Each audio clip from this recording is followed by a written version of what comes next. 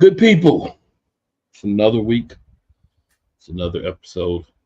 You know it's your favorite, the NFC Beast. Always remember, our division is better than yours. You know why that is? We're the Beast because every team has won a championship, an NFL Super Bowl. If you can't say that for your division, you're not in the same league as us, and you can't say it for your division because it hasn't happened, right? We got, a lot of other teams in the division like to say, but the Eagles only won one. But guess what?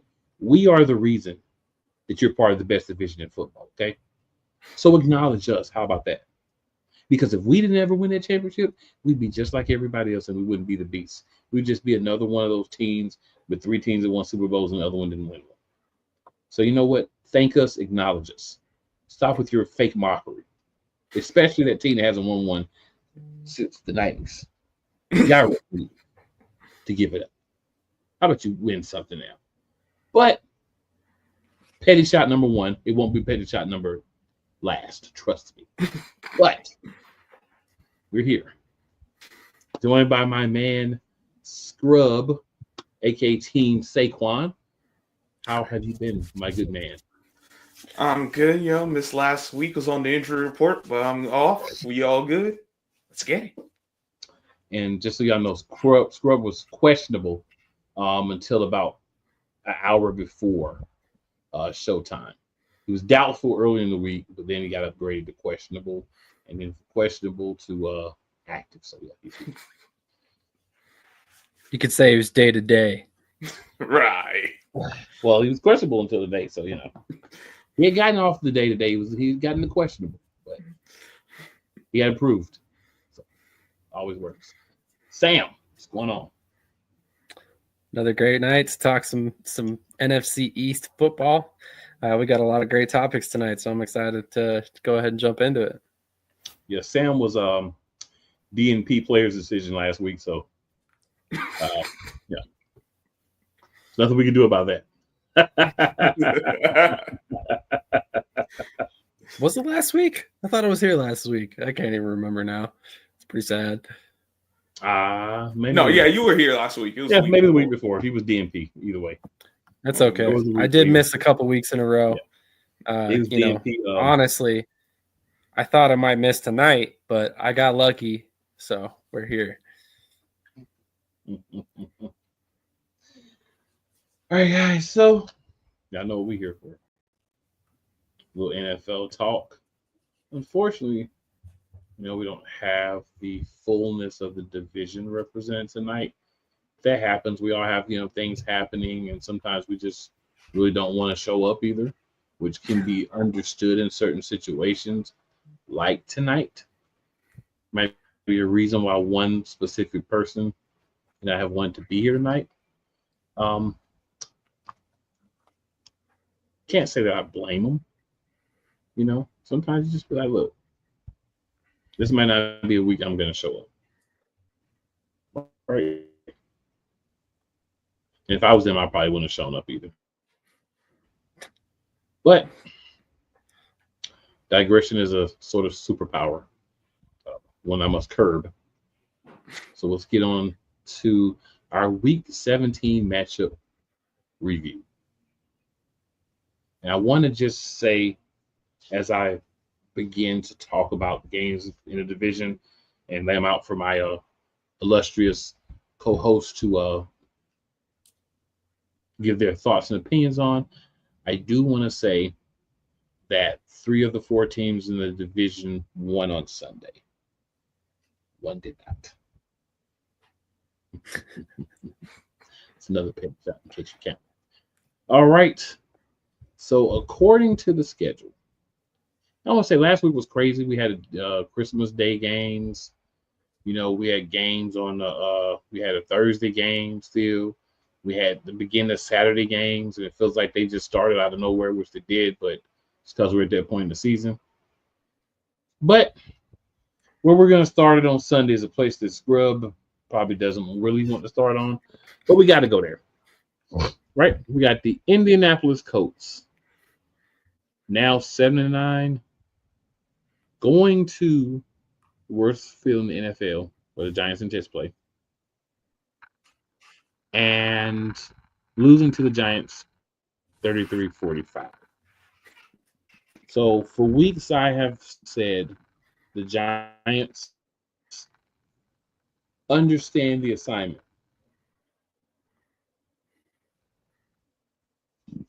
I'm going to give you my thoughts on what happened.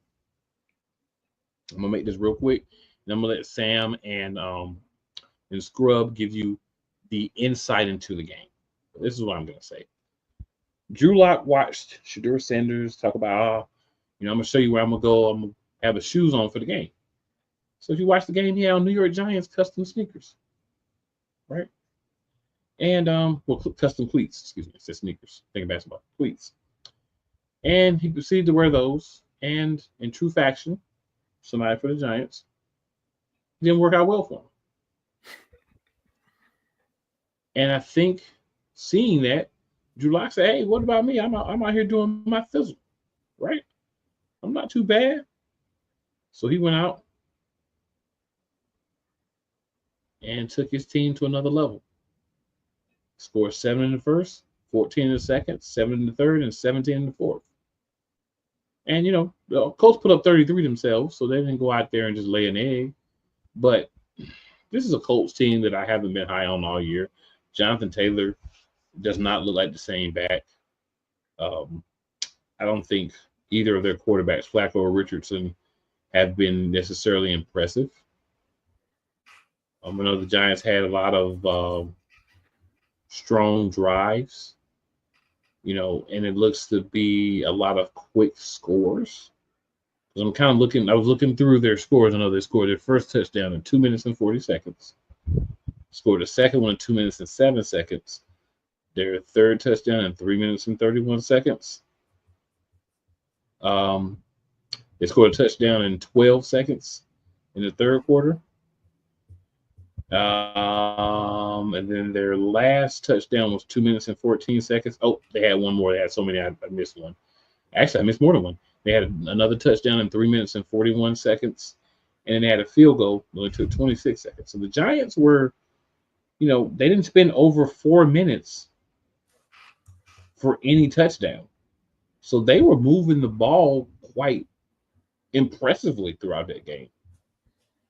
And hey, when you're moving the ball and playing well, things happen. And they found at the wrong time, I would say, a formula for winning. And I'm sure Scrub is not happy that they won. He may have whatever his reasons are. My reasons, of course, is, again, assignment understanding and forgetting about the assignment at the wrong time. You get the number one pick, you control your destiny. Whether you keep it, whether you give it to somebody else, they do that. Sam, what are your thoughts before we let Scrub clean things up? Well, I mean, I don't know about you guys, but I did not expect to see 78 points scored by the Colts and Giants combined. I didn't expect to see over 600 yards of passing. So, I mean, talk about an offensive explosion. That's probably more because the defenses didn't show up. But at the same time, I mean, this Colts defense made Drew Lock look like a superstar. What bad can you honestly say about him after this week?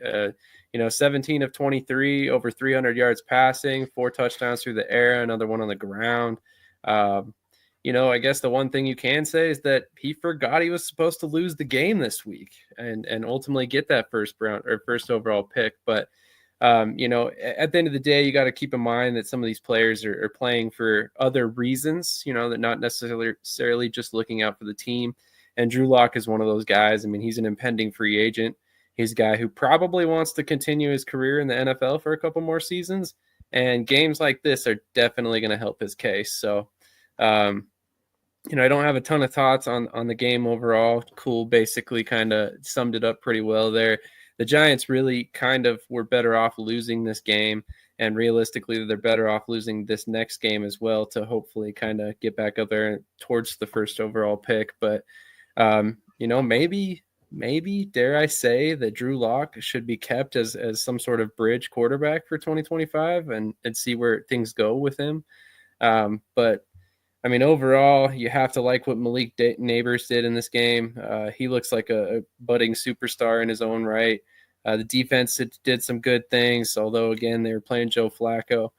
And they did allow over 120 yards rushing. I think it was 2 touchdowns on the ground. So a little bit of a concern there. But overall, great game by the Giants. I think Scrub said it off camera a little bit ago, and he'll probably say it again here shortly. But where was this all season? I mean, it's crazy to think that we're seeing an offensive explosion from this team, 45 points in the second to last week of the season when they're 3-13 now. So just unbelievable game from so many different aspects that I'm kind of flabbergasted from the whole thing, to be honest. But I'm going to go ahead and turn it over to Scrub because I have a feeling he's got a lot of thoughts about this one.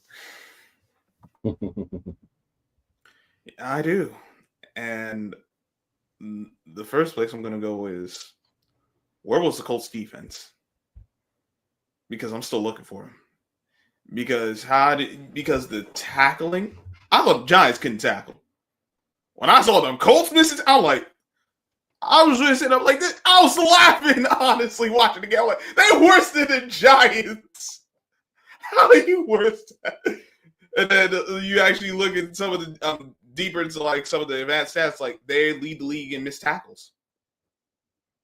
They're bad third down team as well. Those things showed up on Sunday.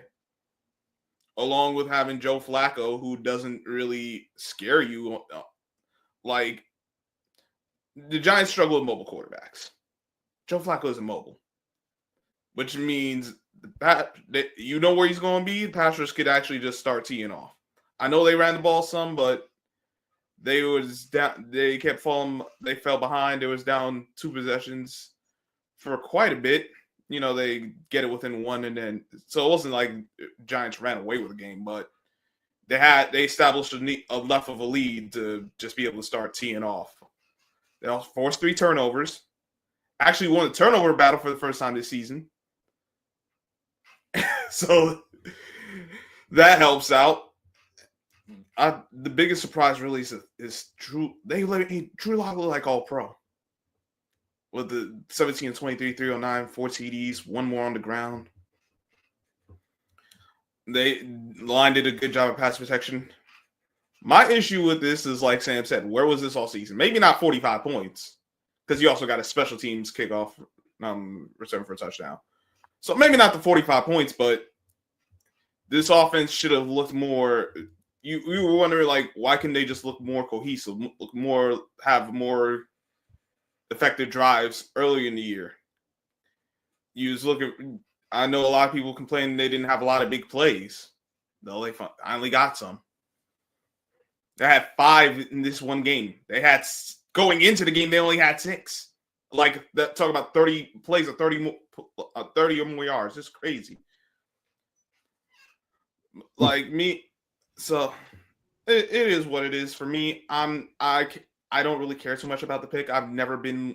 I know there's fans that want number 1 overall pick. Listen, I like the number 1 overall pick too, but I personally have never been one who's condoned tanking. Not particularly not for football. So it would be hypocritical of me to say I'm for the tanking. My reason for wanting the Giants to lose was because they was playing like garbage. And I wanted them to get put on expose each week. Well, they played a team that played worse than they did. And so they won. But now, now they don't control the draft. They fell to 4th. They could fall all the way to 9th by the time the Sunday games are done. But, they won because they played a team that decided to be worse than them for a week. So congratulations. And it still means pretty much nothing, because whatever decision for the coach and GM that was going to be made before that game, this one win wasn't going to change that anyway. So there you have it, good people. Heartfelt thoughts from my man Scrub. At least this time I don't have to bury him this week.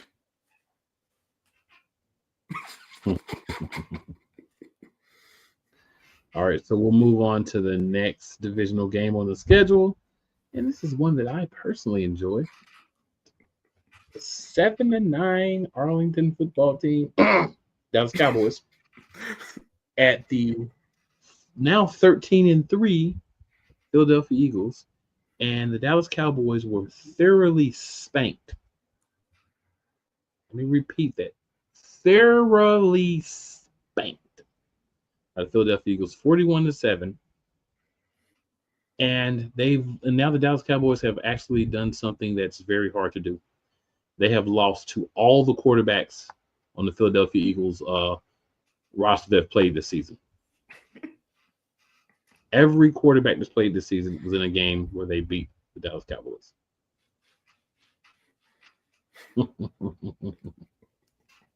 And I definitely enjoyed it. Defense played well.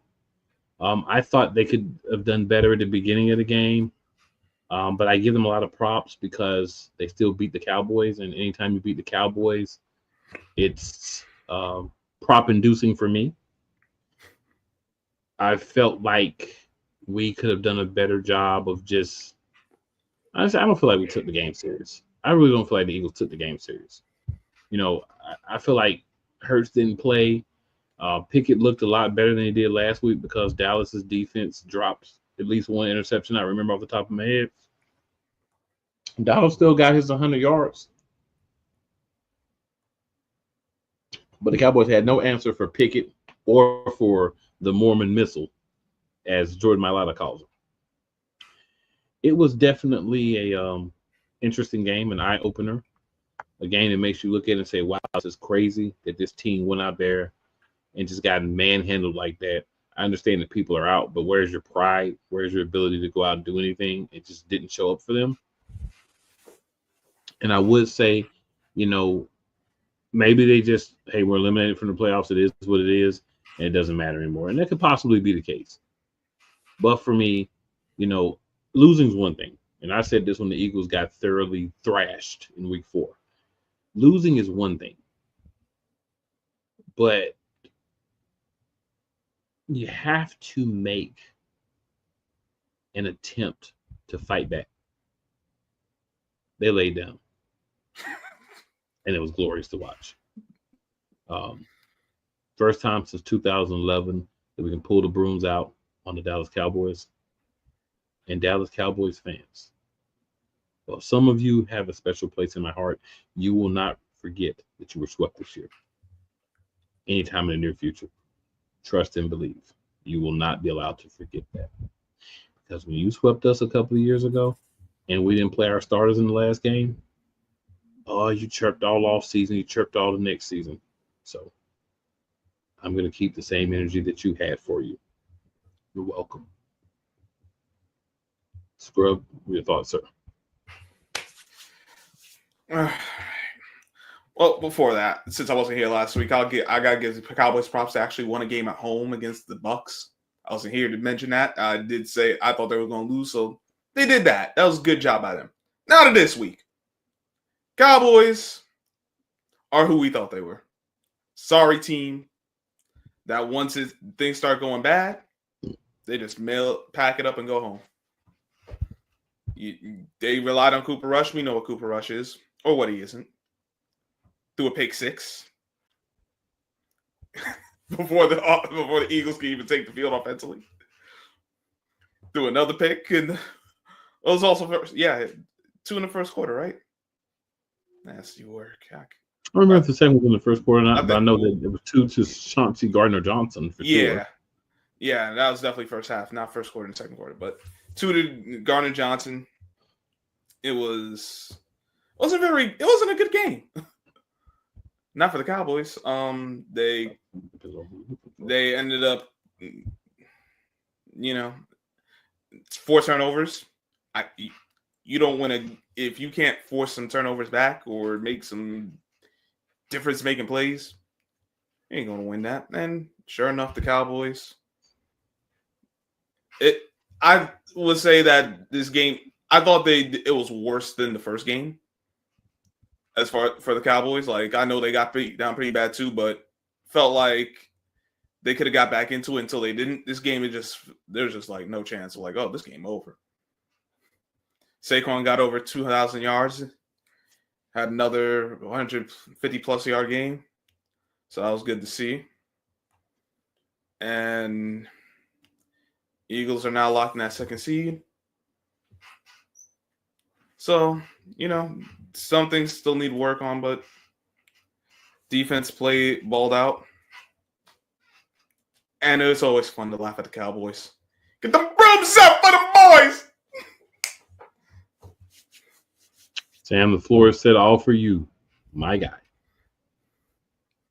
Well, I mean, given the way this game started, I was actually kind of surprised that we finally saw, the offense start rolling, because if you look back, it was the defense that got the scoring started, and our offense did not score on our first 3 drives with Pickett as a quarterback.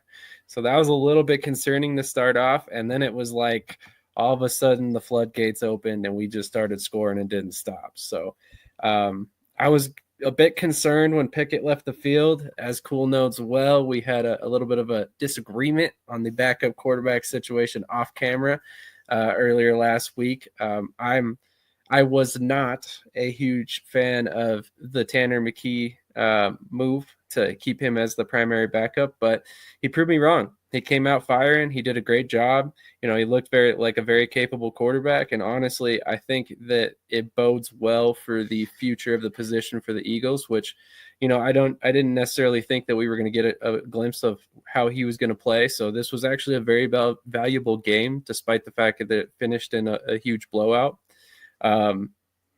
Ultimately, I wish we had seen more of Saquon in this game as well. I wanted him to get as close to that record as possible in week 16 or the 16th game of the season. But it is what it is. I understand the decision. You want him to be healthy and fresh and all that going on down the stretch here. But ultimately, there isn't much bad to say about this game other than the fact that we need to get over these slow starts. I don't know what it is other than the fact that Nick Sirianni can't seem to script a game to save his life. You would think that at the beginning of the game, we would find some success, and then, the improv side of things would kind of kick in and you'd find some issues throughout the game. But for some odd reason, he's better on the fly, or this coaching staff is better on the fly than they are planning things out ahead of time. So that's got to be a question mark moving forward. In my personal opinion, but CJ Gardner-Johnson, my hat's off to you, man. Great game. You honestly, I think, really kind of gave us the momentum, and it went a long way. And then ultimately, I think a great performance by the defense. I've said it here before. I'll say it again. I do not think Cooper Rush is a bad quarterback. I think he's actually one of the better backup quarterbacks in the league, and I think we made him look terrible. So that's kudos to the defense. Vic Fangio called a great game. He shut down that opposing offense. He made them look like, the JV squad. So I'm super excited about the future, the next couple weeks, and heading into the playoffs, because this was a very encouraging game. I now have a lot more faith in our offense, even if we do not see Jalen Hurts in week 18 here. Or possibly the beginning of the playoffs, although I would think he's back by then. So lot to like about this game, especially because we beat Dallas. So every win's a good win, but anytime it's Dallas, it's just that much sweeter, in my opinion. So great game. Offense, defense, special teams. Like I said, after last week, not much to complain about in this one.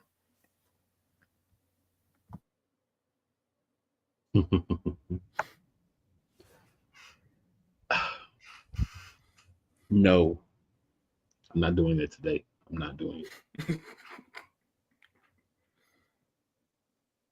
I'm not doing it. I'm not doing it.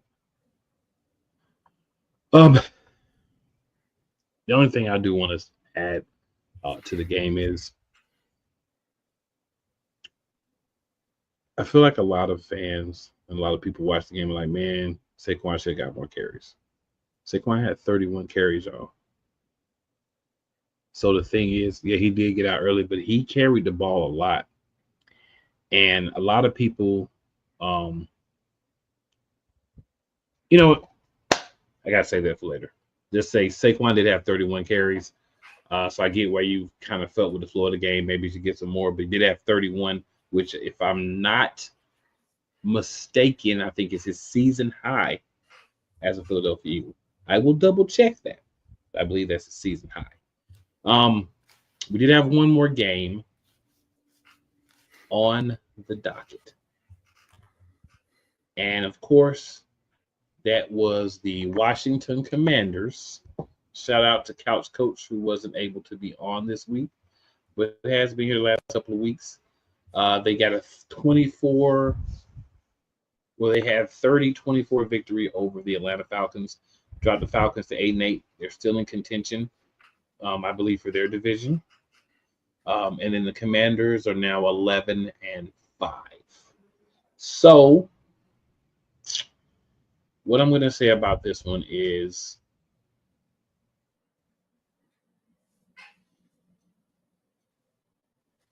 Jaden Daniels is rookie of the year. You know, everybody wants to talk about Bo Nix and this guy and that guy. Games like this show you why it has always been and should always have been Jaden Daniels. I mean, no one specific, like, super fantastic play, but just poise, ability to play. Went up against the Michael Penix, who came out and had a monster first game. And when I say monster, I'm not saying like he was phenomenal, but he did really well. Jaden Daniels, you know, I'm not a stat guy, but sometimes you got to throw a few stats out there. 24-36, 227 yards, 3 touchdowns. He'd have an interception. He also had 16 carries for 127 yards, so he was the main weapon on the ground as well as in the air. He outcarried Brian Robinson. He almost outcarried Brian Robinson and Chris Rodriguez together. He had 16 together. They had 18.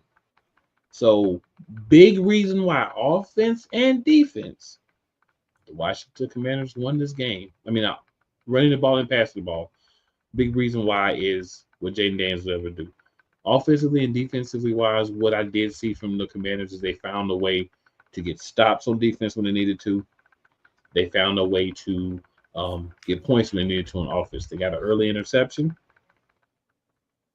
and they made some things happen from that. They gave up a touchdown, just kind of back and forth, right, to start off the game. Second quarter, we really didn't get anything from the Commanders except for the interception that turned into a touchdown. So kind of went back and forth. Threw one that ended up being a touchdown in the first quarter. Threw one that ended up being a touchdown in the second quarter. But then, you know, once you got through halftime, Commanders came straight out, did their thing, got a big touchdown. Then they got a punt from the Falcons, right? Then after that, fourth quarter, they got a nice long drive to start the fourth quarter. It was over 7 minutes. And the reason I talk about that is because I'm a big proponent of those drives to win games, right? In overtime, to get the win, they had a nice long 7-minute, 18-second drive that ended in a touchdown. These are important, y'all. They're important for one reason. It shows that Jaden Daniels understands, let me take some time off the clock. Let me wait for the right opportunity, and then let me go for it. Let me not just take a shot just because. Let's take a little time. Let's go for it. Let's make it like a regular drive. Let's not get into overtime and decide to be somebody that we're not going to try to, go down the field with one big explosive play. Take the time. Let's be smart. Let's make it happen. And they did do that. So kudos to them for that. We'll say more, but definitely want to leave some things for these gentlemen to be able to talk about. Scrub, what are your thoughts on this? And then we'll go to Sam.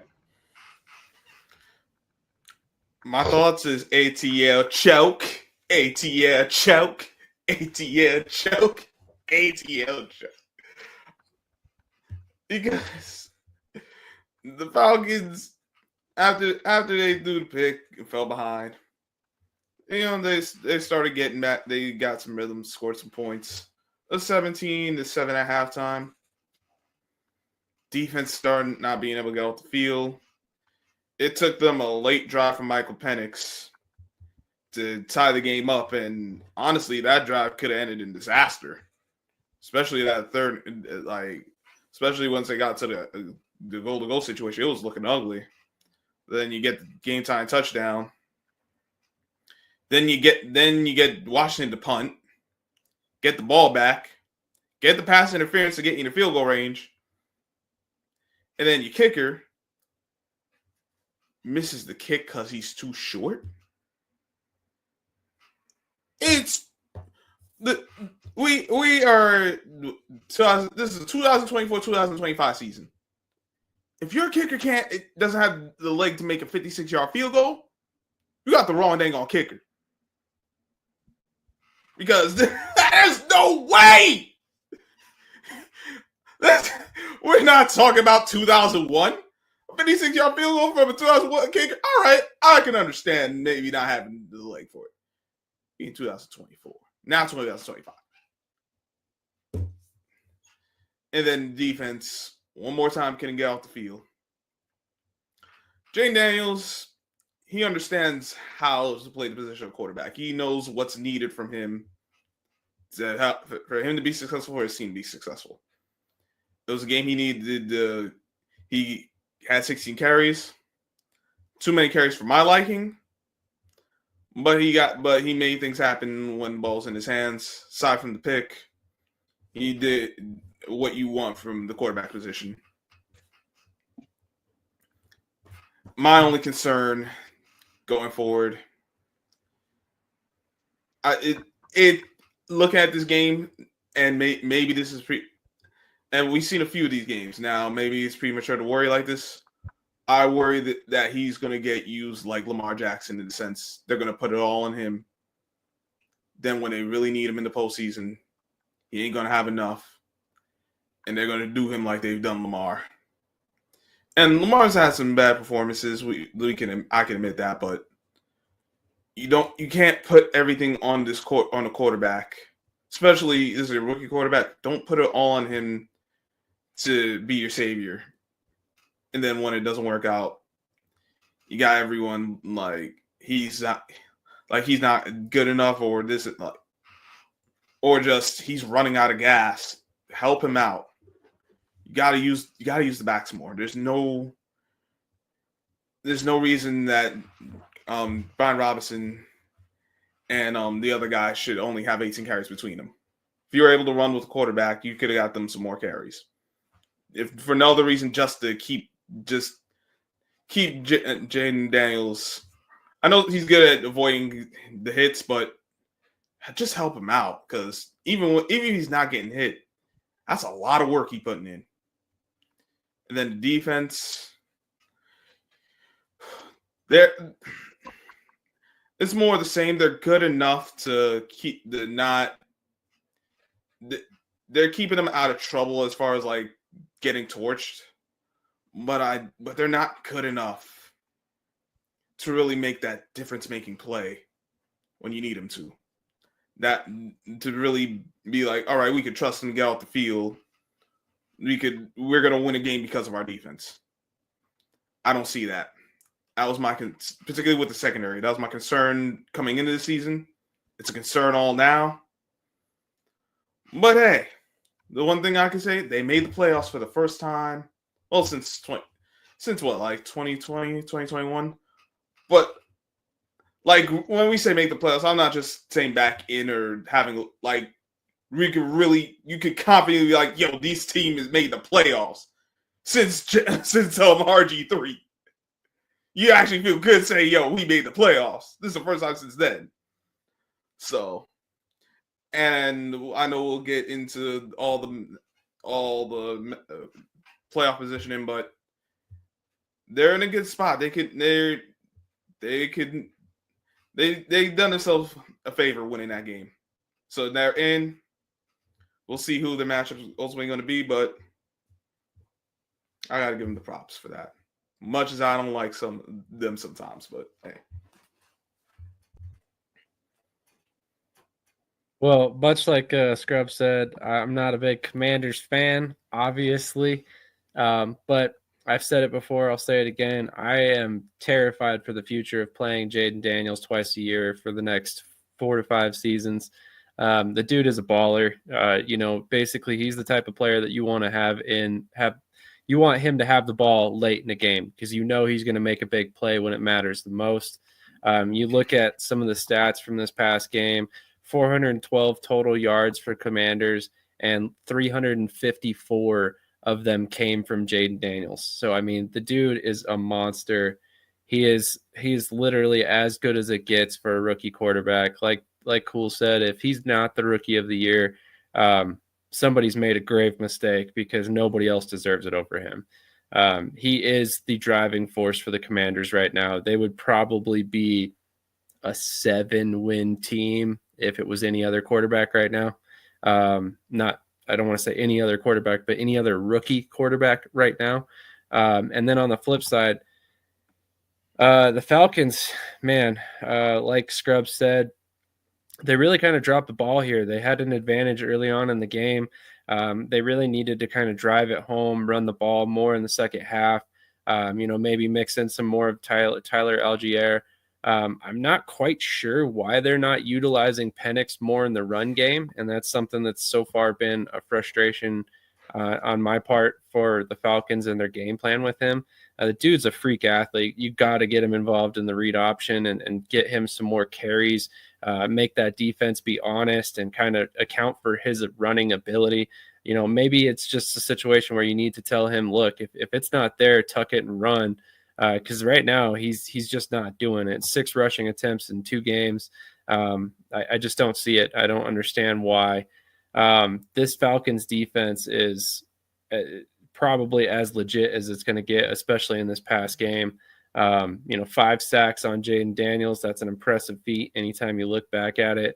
The defense really applied the pressure and kind of forced him to take the game into his hands. So, I mean, as far as that goes, I think they had the right game plan. They just didn't stick to it late. And ultimately it bit them in the ass here. So, realistically, I expected the Commanders to win this game. I didn't expect it to be quite as close as it was. And this actually turned out to be probably the game of the week from the NFC East. Ultimately an exciting game that kind of was back and forth the whole game long. And if not for a pretty porous third quarter, the Falcons might have taken home the victory in this one, and we'd be talking about this game in a whole totally different manner. So ultimately, a lot of things to like about both these rookie quarterbacks, and really this could be, kind of the future of the NFC. So it was kind of fun to watch, and ultimately I'm excited about the future for both of these quarterbacks. But really, like Cool said, if Jaden Daniels isn't the rookie of the year, I don't know what a rookie of the year looks like at that point. Fair enough. Fair enough. All right, so gentlemen, we shall be moving on. We'll start with the playoff race. Let's look at what we got going on with the playoffs. I'm not going to do what I would normally do here. Let's play Jim Moore. I'm not going to do it today. All right, so we'll start with the conference we care a little bit less about, but there's somebody, if we make it to Super Bowl, we'll play. That's the AFC. So, one playoff spot available in each conference. AFC, number 1, Chiefs, 15-1. They're playing Denver. Chiefs are resting their starters. Denver needs a win to get in. To solidify them getting in. They can win without getting in, but winning they're in, basically. All right, Buffalo is 2-13-3. They can't improve or lose their position. I don't see their starters playing, but you never know. Or at least not finishing the game. They played the New England Patriots as well. Their backups could probably win that game. 3, we have the Baltimore Ravens at 11-5. They play the Cleveland Browns. They've taken over the AFC North from the Steelers. Number 4, we have the floundering Texans. They have not looked as good as I thought they would this year, but there is a such thing called a sophomore slump, and I think C.J. Stroud has went through that. Lose your top 2 receivers doesn't help either. So, but they're there. They're the best of their division. At 5, we have the Steelers at 10-6. The second in the AFC North, they play the Bengals, who need to win to get in. Well, win and get some help to get in, I should say. And at 6, we have the Chargers, who play the Las Vegas Raiders. If the Chargers win and the Steelers lose, the Chargers could end up moving up to the 5th seed, possibly, depending on how some other things play out, because Galley's tiebreakers and different stuff. But those are the teams that are in. Right now, if the season ended before the game, the Denver Broncos would be the 7th seed. They win their game, they get in. They lose their game, they open the door for the Dolphins or the Bengals to sneak in. Those are the only other two teams, both at 8-8, who have a shot. Everyone else has been eliminated. The Broncos are 9-7, so right now they're clinging to life in their 7th spot. All right, over to the NFC. We'll go reverse here because it's a little bit more fun. So Seahawks, Cowboys, Cardinals, 49ers, Saints, Bears, Panthers, Giants are all eliminated from playoff contention. All right, so the only team that's on the bubble that has a chance to get in the playoffs is the Atlanta Falcons at 8-8. And the reasoning for that being that the Tampa Bay Buccaneers, who are now 4th right now because they won and the Falcons lost. If the Buccaneers win, they would be the 4th seed. If they lose, they could possibly end up being out of the playoffs. So the Buccaneers play the New Orleans Saints. They need to win. The Atlanta Falcons play the Carolina Panthers. They need to win, and they need the Bucs to lose to have an opportunity. But we'll see how that plays off. That's the only battle. That's the only thing that's there. All right, 7th seed. Well, not the only battle, let me not say that, but the only two teams that can knock one or the other out. Everybody else is just positioning. So in the 7th, right now, we have the Green Bay Packers at 11-5. They play the Chicago Bears. They win, the Commanders lose. The Commanders, who are in 6th place, then they can move up to 6th and knock the Commanders back down to 7th. The important part is if you're 7th, you're playing the Philadelphia Eagles in the first round. So, you know, I'll pull a flow this, you know. 5th place, Minnesota Vikings, 14-2. They play the Detroit Lions. And if I remember correctly from looking at the last thing I read to confirm, if the Vikings win the game, well, I don't need to look at it to confirm. If the Vikings win the game, they would be 1st in the NFC. They lose, they'll stay at 5th. They obviously play Detroit. Detroit's 1st. If they win, they stay at 1st. If they lose, they drop to 5th because only one team from the division can be number 1. Well, in the top 4. And obviously, number 1, but in the top 4. 2nd place, we have the Philadelphia Eagles, who play the New York Giants. They won't be playing for anything really this weekend. They'll be playing their B and C squad players. At number 3, we have the Rams, who are playing the Seattle Seahawks, who all they could do is, they can't really do anything but just keep the Rams at 10 wins. It's the worst thing that they could do. So, that's your NFC and AFC playoff pictures. Any thoughts, gentlemen, on those playoff pictures? Yeah, I'll go. Texans, they're gonna play the Chargers or the Steelers. I don't like the chance against either team, honestly. Offensive line's been banged up, and we've seen CJ Stroud struggle. The offense coordinator struggled with coming up with plays. They've either been down. They've been down a lot of the year. 2 of their top 3 receivers. I think at one point been all 3 of their top guys. Though how the Steelers been playing, it's still TJ Watt or bust, so they can't be trusted either. They might be the Bengals. Okay, so what? Who cares? The Bengals are fool's gold. I don't think they're going to win. I know they won and got their first win against a team with a winning record last week. It was the Broncos, and I didn't have much. I still don't have really a lot of faith in the Broncos because I know Bo Nix having a good rookie season. I know the defense playing well, but something about them just screams about like the bottom's waiting for just fall out. They're waiting for the rug to pull from under them. It's like this magic carpet ride is going to come to an end, and whether it comes to an end this week or next week, it's like, yeah, we ain't got no use for them. Ravens, they're going to play their starters because they're trying to clinch the division. Browns actually are going to start Bailey Zappi, which is crazy. I don't know why they didn't start him sooner because DTR is, I'll be honest, he's not worth a damn as a quarterback. We've seen enough from him. He's not. I'm not going to pretend anymore. I hate to say it, but that's just the truth of the matter. And then the other teams that are locked in, we know they're locked in. Like the Bills, we'll see what they do in the playoffs. And the Chiefs, someone got to prove they can knock them out. NFC, on the other hand, is a little more interesting because the Falcons need help to win the division. And it could actually happen because the Saints do play the Bucs tough. That's always been a tough matchup for them. So there's no guarantee the Bucs will actually come through with this. But all the division matchups too. That doesn't mean the Falcons are guaranteed to win either. They could do them. They could hurt their own cause and just lose straight up before that game's done and be out of it. With the Washington, all they got to do is win. They stay at 6, and I think they'd be better suited playing. Considering they do have 6 now, I think they'd be better suited playing the Rams than falling to 7 and playing y'all. Packers, I think they want to get back at y'all.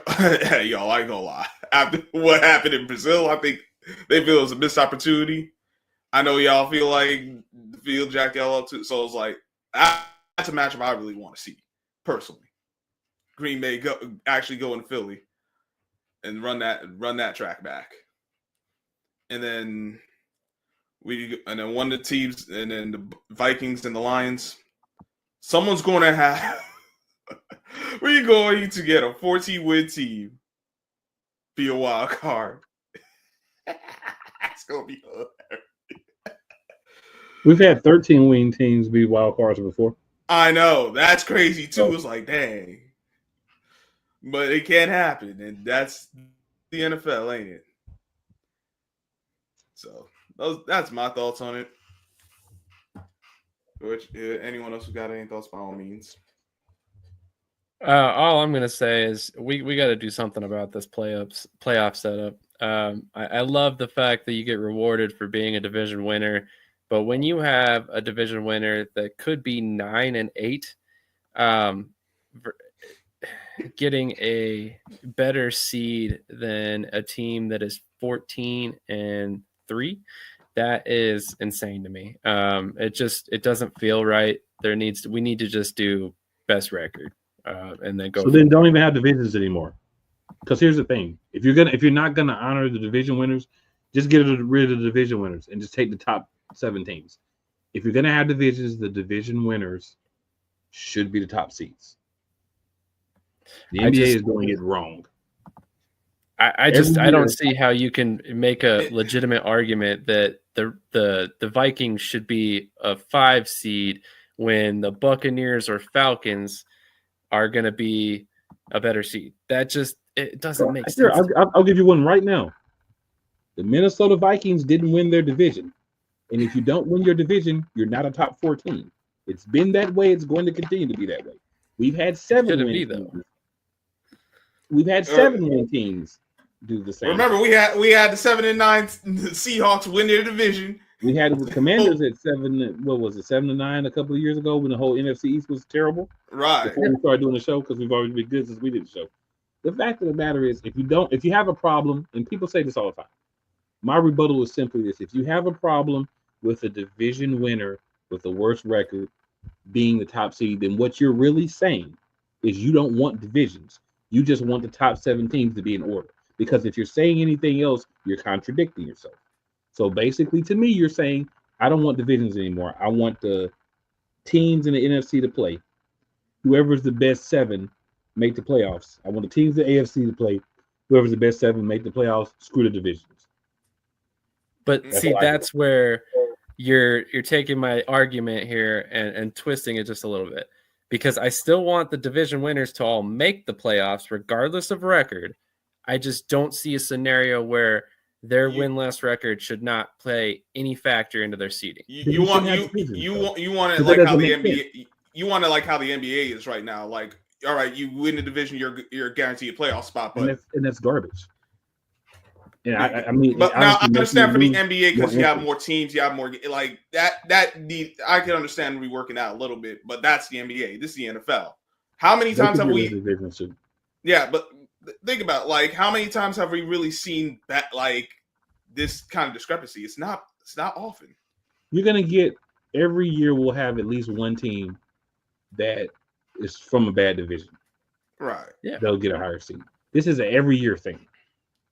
There's never been a year where the top 4 teams get the top seeds because you have divisions.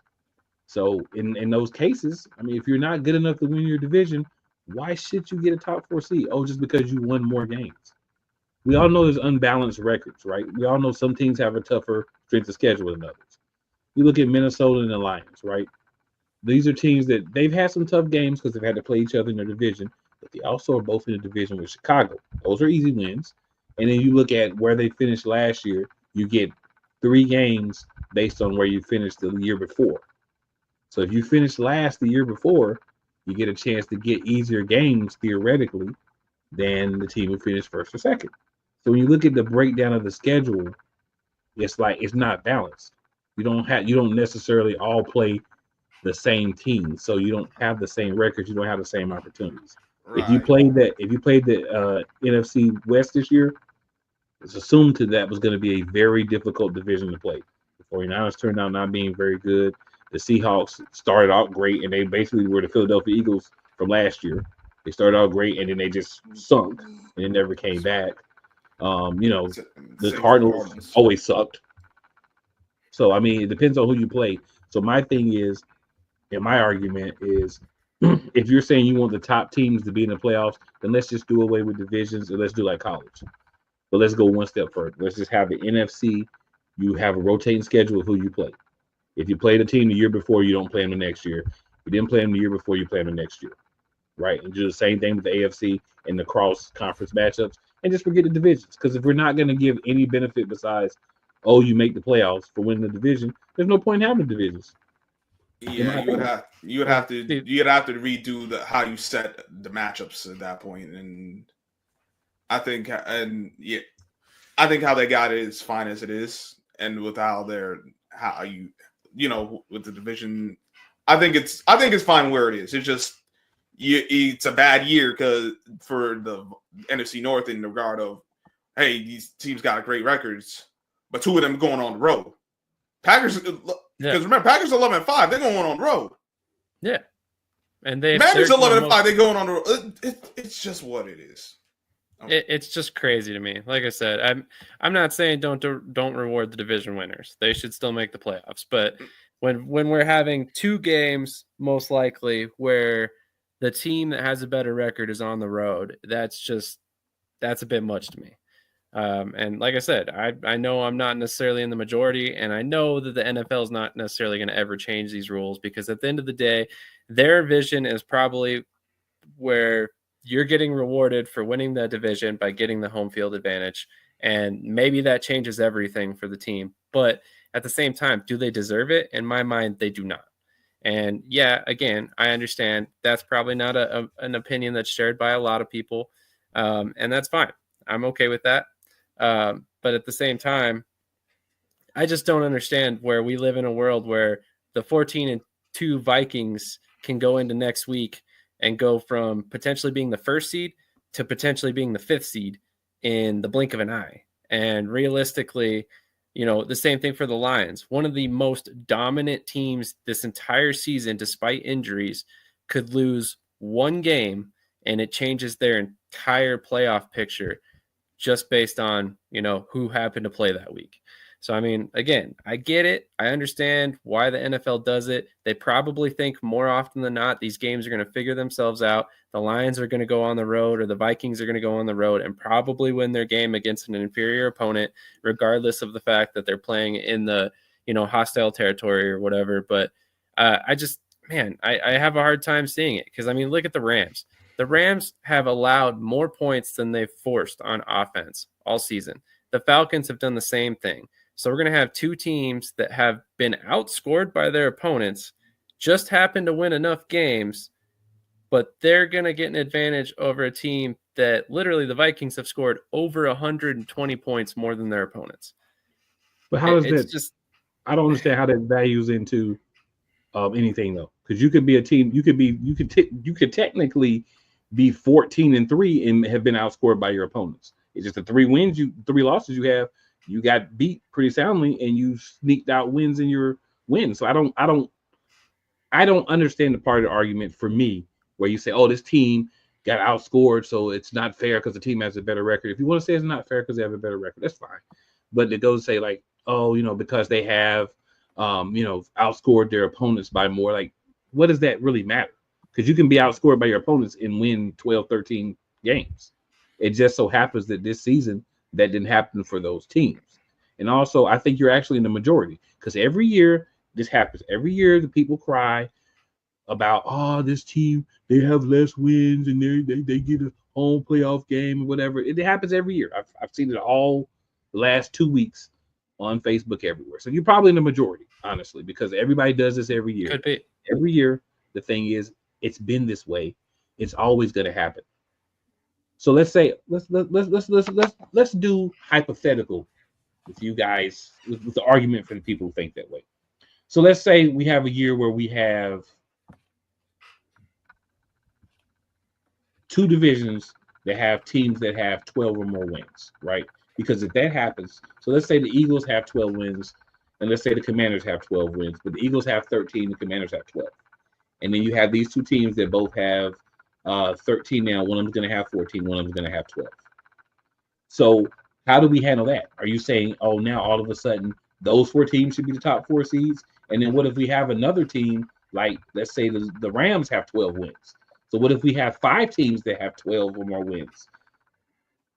So is it fair that the 15 doesn't get a home playoff game because they didn't get one more win? No, because at that point you go to conference record. So if you were a better team in the NFC and you beat more NFC opponents, what if you go through the whole list and it comes down to a coin toss? That's highly unlikely. It's highly unlikely, but that possibly does exist. It happens. It's happened before. It hasn't happened a lot, but it's happened before. Exactly, and that's my point. And I understand why the NFL does not change the rules. I just don't like it. I mean, that's my opinion. Like I said, if you share it or you don't, that's fine. I'm willing to sit here and say that it's not going to happen because it's not going to happen. The NFL sees it that these games are going to figure themselves out, regardless of home field advantage or not. But they always do. And they always do. And you're right. But like I said, I don't get it, and I never will.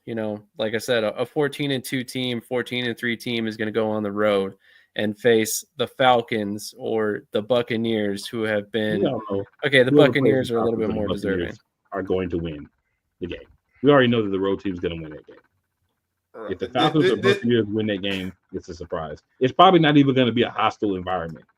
Honestly, those Falcons or Buccaneers fans are going to sell their tickets to fans of the Lions or Vikings because they're going to get major paydays, and it's going to be a Lions or Vikings home game, really. And even if it could be, even if it doesn't. I mean, listen, the Lions have 8 wins on the road. Vikings are 6-1 on the road. Like, this isn't the situation like the Saints that never won a playoff game going to Seattle. And so you know how like that. They're 7-1, and then they're 7-1 on the road if the Vikings win this game. Right, like, isn't it more of kudos to the Vikings for sticking around? The Vikings have been in pretty much 5th place for the majority of the season. Yeah, and that's my argument. They shouldn't have been. They're literally one of the hottest teams in the NFL right now. So they lose one game, and all of a sudden they're the 5th seed. That's just. Before the Packers dropped a few games in this last month, They could have made an argument they could be that 1 seed too. Yeah, Eagles just fell short because they lost one more game. Like, it's just how it goes. I'm not even going to sit here and make an argument for the Eagles. The Eagles lost the games they lost. Like, it is what it is. They're still winning their division. It's always going to be one team that you feel like probably should have a top seed that doesn't, because every year there's going to be one division that has two teams that do very well. There's always going to be one division that has at least one division that has a team that's not doing that well that's going to make the playoffs. But see, to me, that makes it exciting because you get the opportunity to say the first thing you do is you win your division. So if it comes down to one game, that's the fault of those two teams. Detroit, you should have won another game this year. Minnesota, you should have won another game this year. It wouldn't even matter. Yep. You get a chance. You get a chance to be the number 1 seed. If you can't get the job done, you fall to fifth. But even with that, everything starts over. Everyone's 0-0 again. One loss send you home. This is true. That's true. But and then the thing like I about said, it's just the home game. I mean, truthfully, in the first round, it's really irrelevant. If you're a better team at 5 than the 4th seed, you're gonna beat them. I can think of maybe 1 or 2 times where a worse 4 seed than the 5th seed is won. And then you talk about the 6-3 game. If I'm the Commanders or I am the Packers, I'm trying to win so that I can skip one of the best defenses in the league and play the Rams. Because if you're the 6th seed playing the Rams, you've got a very strong shot to win. And the Rams have shown, their fan base has shown they'll sell their tickets in a heartbeat.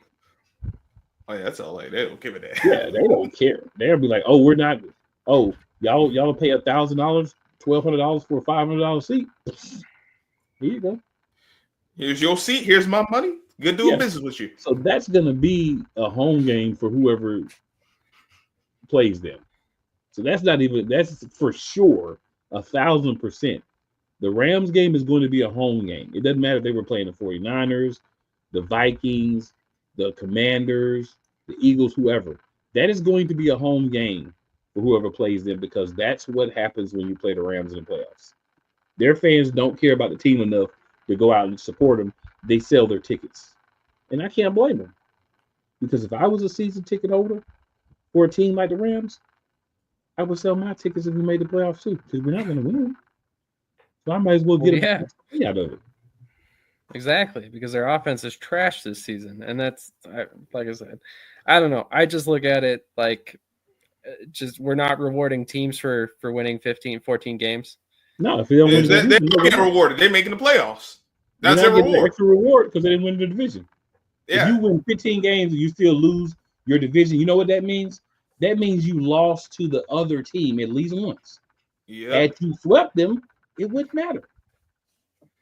And that's a fair argument, but like I said, I mean, I don't know. Doesn't make sense to me. Never will. I mean, it is what it is. Like I said, I'm not anticipating the rules changing anytime soon, but it's just crazy to me that, the Houston Texans, the Tampa Bay Buccaneers, the Los Angeles Rams, all getting home games over teams that, in my mind, are much more deserving. I mean, listen, before they added this last wildcard spot, this 7th wildcard spot, you could have had a situation where 4 teams end up like with 13 wins and someone missed the playoffs just because of some crazy tiebreaker. And you could add one division with all 3 wins and one of them get the playoffs because of some crazy tiebreaker. Yeah, because I'm saying you got to look at, you added the 7th spot, which allowed for all the best teams to get in, right? So you added that spot. So because before the 7th game got added, there was always such and such would have made the playoffs if they had won, but they blah blah blah. And it's not fair that this team that has less wins is in blah blah blah. So it's just an expansion on that. Because first it's not fair that a team gets to win a division and get in if they have 7 wins, and a 10-win team or 11-win team doesn't make the playoffs. So they add the extra playoff spot to try to alleviate some of that. Because that was the first argument. And like I said, your argument I hear a lot. I hear it every year. Every year it's, oh, this division, that division. And the point is, it's never the same division. So yeah, this year is going to be the NFC North that's going to get that. Next year it might be the NFC South that has the two teams with really good records, and one of them is in a number one seed. We all know what's coming. You have to win the division. To me, the benefit of winning the division is you get a top four seed. If you're not going to give a division winner a top four seed, then again, in my opinion, just don't even have divisions. Just set the schedule where you have four teams that play another four teams, right? Just set the schedule. You can kind of freak it every 4 years. Make sure everybody plays everybody every 4 years. That's and I see your point. Like I said, I'm not arguing that point, because in my mind, you still want divisions. I still want divisions. I just think that there should maybe be caveats. Maybe we do it a situation where if there's more than a 4-win gap over a division winner, maybe at that point there should be some considerations made. But we've spent way too much time on this topic, and let's just move on. Not really, because I'm not even saying anything about the Eagles-Giants game. I don't care at all about that. So the time that we would spend on that is really irrelevant. And honestly, I think it's not a bad conversation, because there's people who be thinking that, but they don't get it out, and you don't even get any progress. Like, all right, we just mad over what? Because we didn't at least explore where each side stood. Come on. So this is not a bad conversation. Well, I'm not saying it's a bad conversation. I'm just saying we've spent like 20 minutes talking about it, going rounds. I mean, my opinion is just not going to change on this. And yeah, okay, maybe it is shared by the majority, but I'm also not sitting here saying that we eliminate divisions, or that teams that have even if we had a situation where, say, Seattle or, somebody like that went in with a 7-win record and they're 7-10. If you win your division, you should still get a playoff spot. I 100% believe in that. But that's where my belief in the divisions mattering ends. And, like I said, it's not going to change. And nor am I going to sit here and really cry about it if it doesn't change. It's crazy to me that we're going to have 3 wildcard teams that are mostly, if not 4, possibly 5 this season, 5 wildcard teams that have better records than division winners, and they're going to go on the road. And like I said, it is what it is. My team's a division winner. I don't have to worry about that much. It's just one of those things that has always bugged me, will always bug me. I do think the 7th team being added in each conference is a huge step in the right direction, because now you're saying, okay, we've got at least 14 teams are making the playoffs. So if you're out of the bottom or the top 14, you're essentially the bottom half of the league. I mean, yeah, okay, we could go to 16, but then half the league's making the playoffs, and that to me is a little bit too much. And honestly, I would have honestly not cried about it if they decided to stay at 12 teams making the playoffs, because then it makes those playoff spots that much more valuable. But like I said, the extra game was money driven. Let's be honest. Right. Oh no, they don't really care that they don't really care that we were complaining.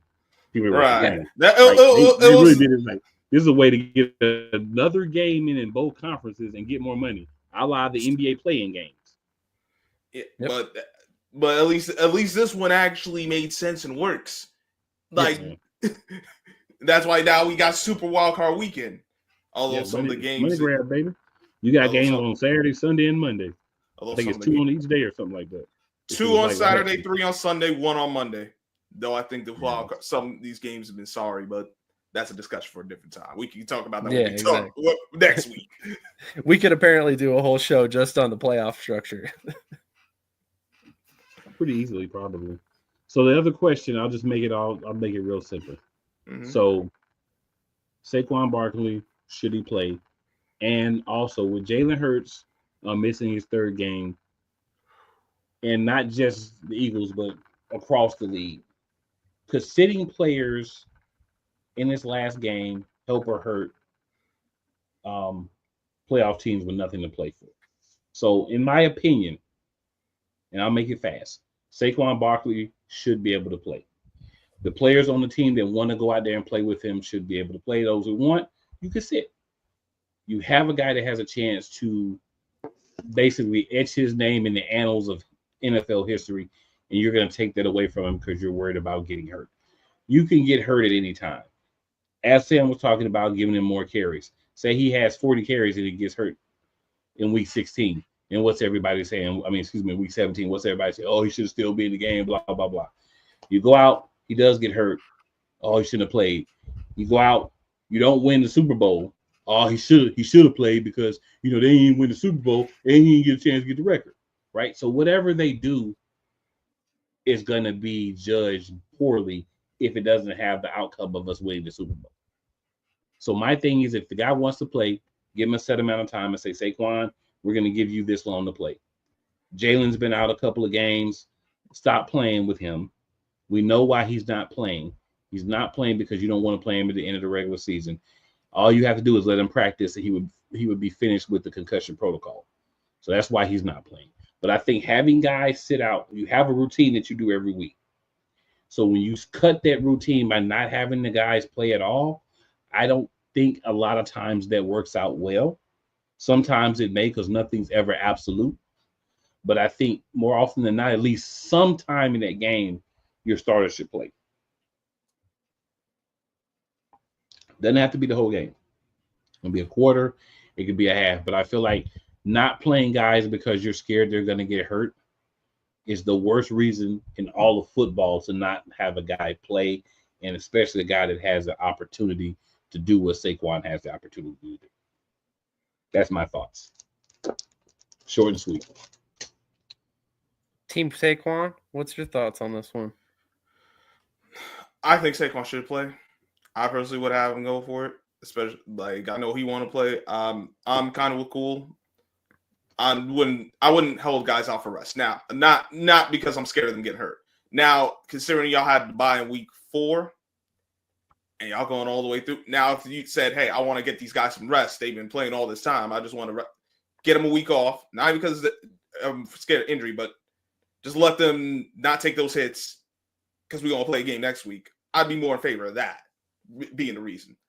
I worry more so for a team like the Chiefs, who already have the bye, they're resting their starters, because we saw this happen a few years ago at Baltimore. They did that exact thing. Came out against Tennessee and laid an egg. So me personally, I'm a play. I play guys and then see where the game goes. I try to get them out. Like if it's a competitive game, obviously I'm not just gonna pull the plug completely, but I'm gonna try to slowly work these guys out. If we either up big by halftime, just shut it down, bring the backups, and call it a day. That's how I go about it. I completely agree with both you guys. It's definitely a sweep here. I think Saquon should have the ability to play, but I kind of saw this coming as soon as they removed him so early in the fourth quarter last week. There was 11 minutes and change left, and all of a sudden you see Kenneth Gainwell, carrying the bulk of the carries, and some guy that I've never even heard of taking the carries in the tail end of the fourth quarter, which I'm glad to see these guys getting opportunities. What's up? He played because Will Shipley's in concussion protocol. That's right. Which, like I said, I'm glad to see these guys get opportunities. And obviously, a lot of times, this is what those young players need to get to the point where they're going to get more of an opportunity moving down the road. But at the same time, I feel like there should be caveats. And again, I'm going to sound like a hypocrite because my big concern about signing Saquon was his injury history. So obviously, in this particular scenario, I understand why the coaching staff is doing it. He's been injured a lot throughout his career. He's been injured more often than he has been healthy when you look at the seasons he's played full, all the games. But at the same time, you're keeping him from setting a record and etching his name in the history books, which I think for a guy like him who's a generational talent and has been hurt throughout his career, you almost have to look at that the opposite direction. Is he ever going to have the ability to get back there? Probably not, because he's been injured multiple times throughout his career. So I think you give him the opportunity to go for it. I think you really should have let him play throughout the rest of the game last week. I think that, like you guys both said, maybe play some load management with him in week 18, but ultimately give him the chance to chase that record. It's gonna eat him up if he doesn't get that record and then we don't win a Super Bowl. That he will never forgive himself for that moment when he looks back on his career. I guarantee it. He'll never forgive the Philadelphia Eagles for that. You're right. Yeah. He'll never forgive the Philadelphia Eagles. That's and I loved. I want to be clear. I love that he came out and said it's team first. Like, that shows that his priorities are in order. But at the same time, you could tell it hurt him to be like, yeah, I'm leaving myself on the doorstep of history, knowing that I'm not going to cross the precipice. And that's a lot for any player to ask of any player. So, I mean, I think you at least give him the opportunity. And if he's not anywhere near it by like halftime, third quarter, something like that, then you go ahead and pull him. But, if he's rolling like he was last week and it looks like he's going to smash the record or at least beat it, I think you got to play him. But it is what it is. And then on the Jalen Hurts scenario, I actually kind of understand that one a little bit more. I know they're trying to get cute with it and kind of drag it out so he can take these last few weeks off. Call it what it is. You don't want to re-aggravate his injury. You don't want him to get another concussion. You don't want a Tua situation or whatever, even though it's been a couple weeks. But, and honestly, maybe you feel even more comfortable sitting him after last week. But ultimately, teams do it every year. I think it adds a little bit of an extra wrinkle in week 18. To me, it adds a little bit more intrigue because you get to see the younger players. But I think when a guy's on the doorstep of history, you have to let the guy play. It's just one of those scenarios. One other quick question. So we have Hurts, who hasn't played essentially in 2 weeks. This is going to be the third week. We're going to turn around and go in the playoffs and be playing the Green Bay Packers or the Washington Commanders. Do you believe that a guy not playing for 3 weeks could come out and be rusty in their first game in 3 weeks? And can that be afforded by a team who's trying to win the Super Bowl when the guy really is healthy and you could just let him play a few snaps? And again, same thing with Jalen Hurts. I wouldn't say put him out there and have him play anything more than 15, 20 snaps. He only had to play an entire quarter, just some snaps to get him out there. Maybe let him play a quarter, whatever, seeing how it goes, to get him back into the rhythm of throwing the ball and playing in a game. Because it's not a guy that played in week 16, 17, and you're just going to sit him for week 18. You're essentially sitting him for, you might as well say, 3 weeks.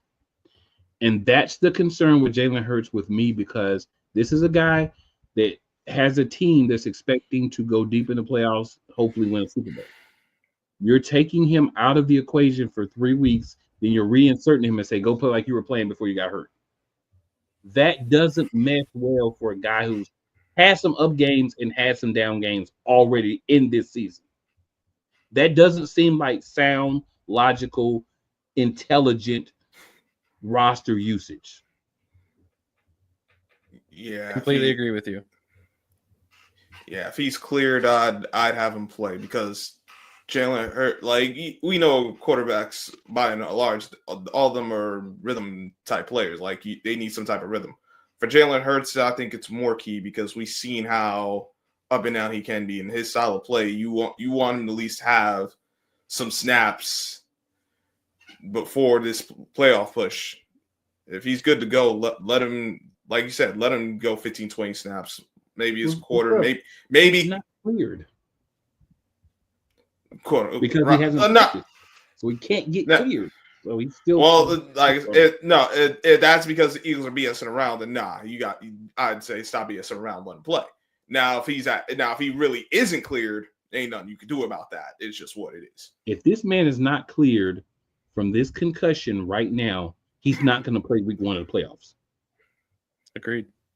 Let's be real. If it's taking him 3 weeks to get over concussion, yeah, this is more not going to be ready to play. At that point, yeah, I'd just say shut him down, just for his sake. But unfortunately, we've seen the Eagles make some questionable decisions. And like I said, when you were here with last time Flo was here, he's like, oh, well, guess everything's fine with the Eagles. No, it's not. There's questions on the decision-making on the roster. There's questions in the decision-making of the head coach. There's questions as to who's making these decisions. Those are things that are question marks, and those are concerns for this team who's trying to go out and compete for a Super Bowl. Name another quarterback that's on a team that's trying to compete for a Super Bowl that's been out. Josh Allen got blasted back the next week. Yeah. Right. Completely Super Bowl agree. contending. You know why? Because the Buffalo Bills as an organization don't get too cutesy. Right? They haven't been good, but they've been building, and they don't get cutesy. They don't think they're smarter than everybody else.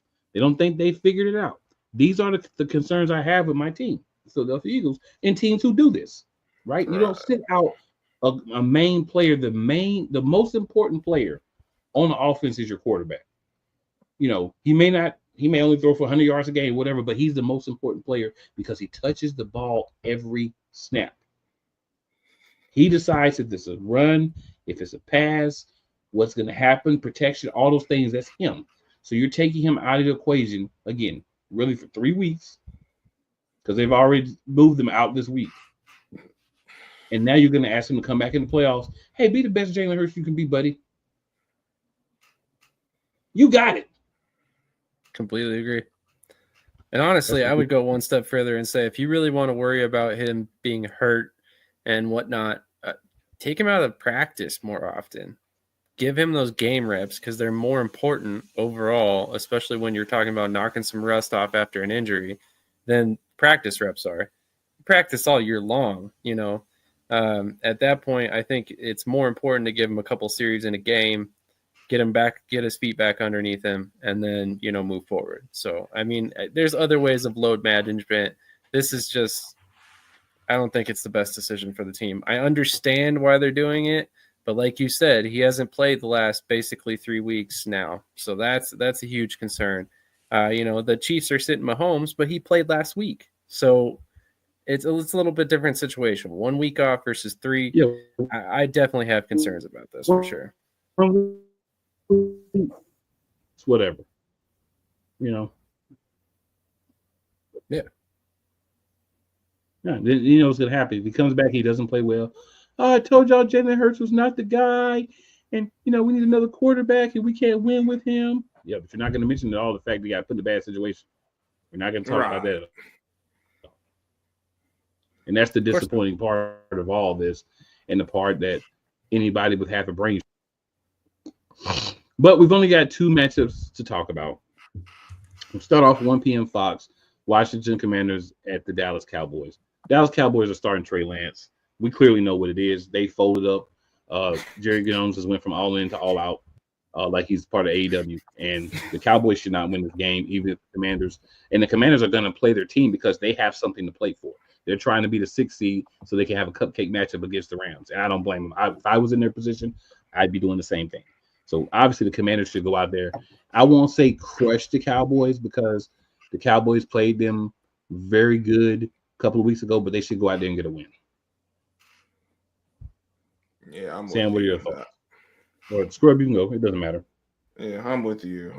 I got the Commanders winning. It shouldn't because you do have something to play for, and I still think there's things that the Commanders need to try to fix up before they get into this playoff run. Because even if they do play the Rams, if they don't get some of what I saw on that Sunday night game, they don't get that cleaned up.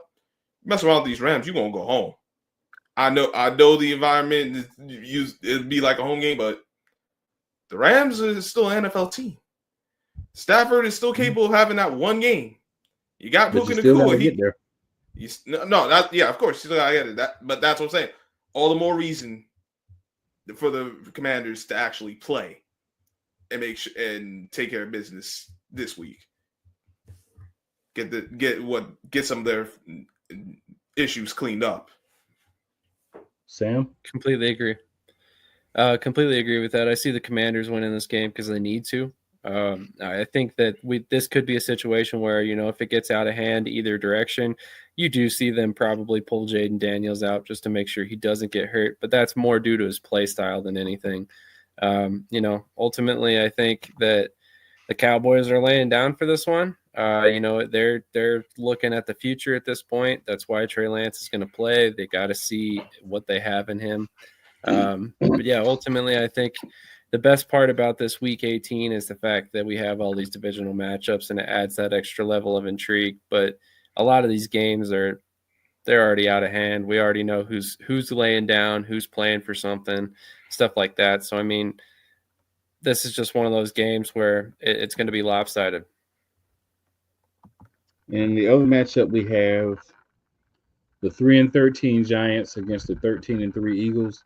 But we're not going to get the 13-3 Eagles. We're going to get the B and C squad. I'm not even going to pick this game because this game has no meaning at all whatsoever to me. I'm not watching it because this is a joke. So, Sam and Scrub. Scrub will start with you, then we'll go with Sam. Y'all can pick. I'm not even picking this game. The Giants, but I don't think it means a hill of beans either way.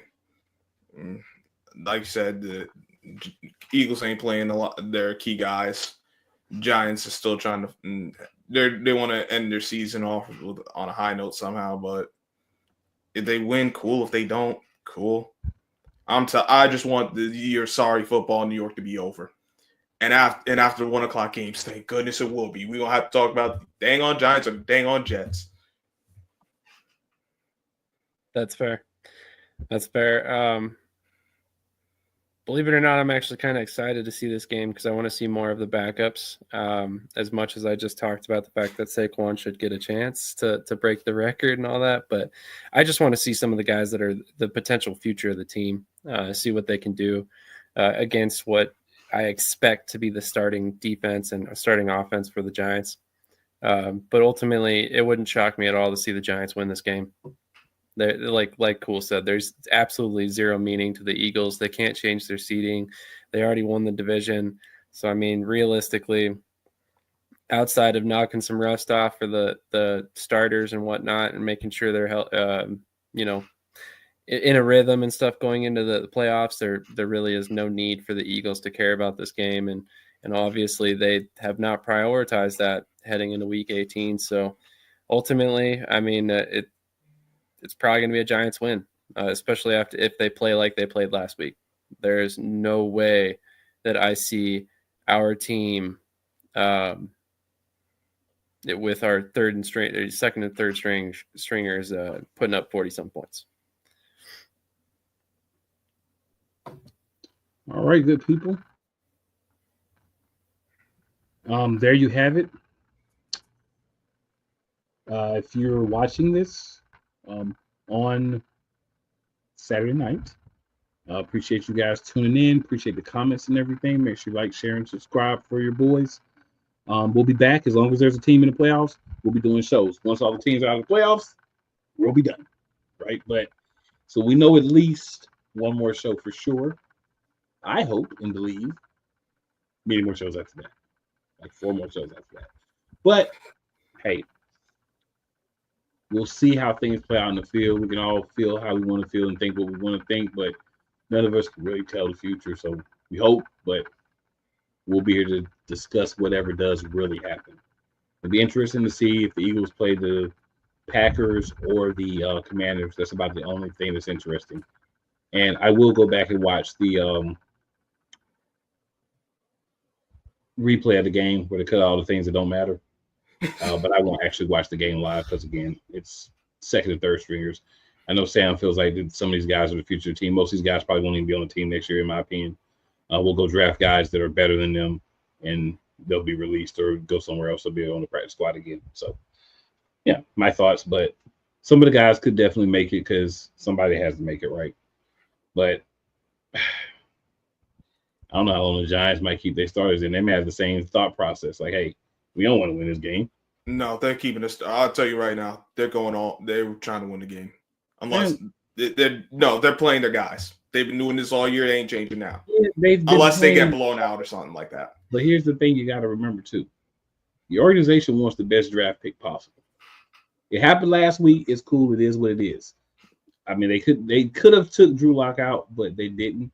But I think that he may have had a meeting with people in the organization. It's okay if you play good for a while, but you may not play the whole game. No. Start that up again. No, seriously. John Mary, he ain't going for that. I'll tell you that right now. That's not innuendo. That's not speculation. It's like reports. No, that's just who he is. This team's playing. It's just, whatever it is, whatever it is.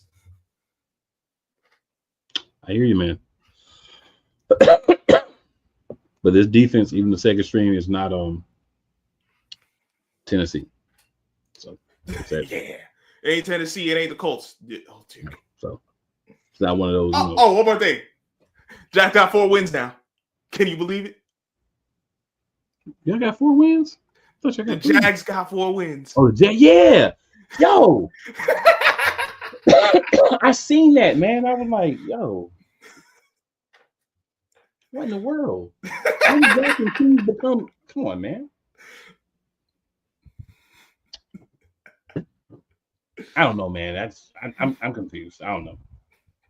Any last thoughts, Sam?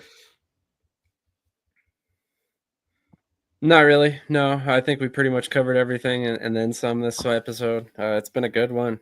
I honestly think we covered a lot of good topics, and then hope everybody enjoyed it. And if you didn't, you just hating. Maybe I am, but I'm not. We'll see y'all next week. Good people, we are out.